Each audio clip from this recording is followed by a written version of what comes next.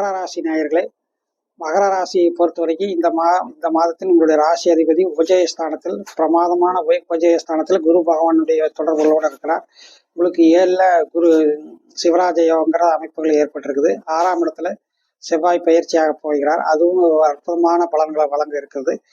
என்ன லாபாதிபதி லாபத்துக்கு மறைகிறாருங்கிற ஒரு மைனஸ் இருந்தாலுமே கூட தனஸ்தானத்தை பொறுத்த வரைக்கும் ஓரளவுக்கு வலுவாகவே தான் இருக்குது. உங்களுடைய தன்னம்பிக்கை தைரியங்கிறது ரொம்ப நல்லா பூஸ்ட் ஆகக்கூடிய ஒரு காலகட்டமாக இது இருக்குது. 7ல் சூரியன் இருக்கிறது ஒன்றும் பெரிய பிரச்சனையே இது இல்லை.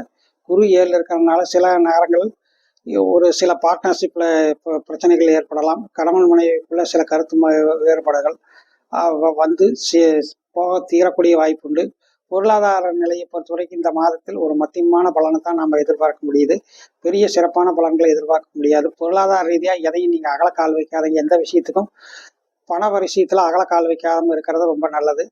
மற்றபடி உங்களுடைய ஜாதகத்தை உங்களுடைய ராசியை பொறுத்த வரைக்கும் 10ஆம் அதிபதி என்னுடைய செயல்பாடுகள் ஒரு சுமாரான காலகட்டமாக தான் இருக்குது. அதாவது நீசமடைஞ்சு சனி செவ்வாயினுடைய தொடர்புகள் வர்ற காரணத்தினால தொழில் சற்று போட்டியாளர்களால் பாதிப்பு ஏற்படுறதுக்கான வாய்ப்புண்டு. அரசாங்க தொல்லைகள் சிலருக்கு வர்றதுக்கான சந்தர்ப்பங்களும் ஏற்படக்கூடிய வாய்ப்புண்டு. 2-8ல் ராகு கேதுக்கள் பயிற்சியாக சிலருக்கு தனி குடித்தனம் போகக்கூடிய அமைப்புகள் இருக்கும். அப்போ 11ஆம் இடம் பணபரஸ்தானம் சற்று பாதிப்பாக இருக்கிற காரணத்தினால பணபரஸ்தானத்தில் எப்பவுமே பாதிப்பு வரக்கூடாது. அது இருக்கிற காரணத்தினால பணவரவு சற்று மிதமாகவும் எதுவுமே காலந்தாழ்ந்து உங்களுக்கு வரக்கூடிய வாய்ப்புண்டு. தொழில் முனைவோருக்கு இந்த மாதத்தில் ஒரு சுமாரான பலன் தான் எதிர்பார்க்கலாம். வேலை உத்தியோகத்தில் இருக்கிறவங்களுக்கு ரொம்ப நல்ல பலன்களை கண்டிப்பாக எதிர்பார்க்கலாம். வேலை உத்தியோகத்தில் இருக்கிறவங்களுக்கு ப்ரொமோஷன் கிடைக்கும், சம்பள உயர்வு கிடைக்கும்.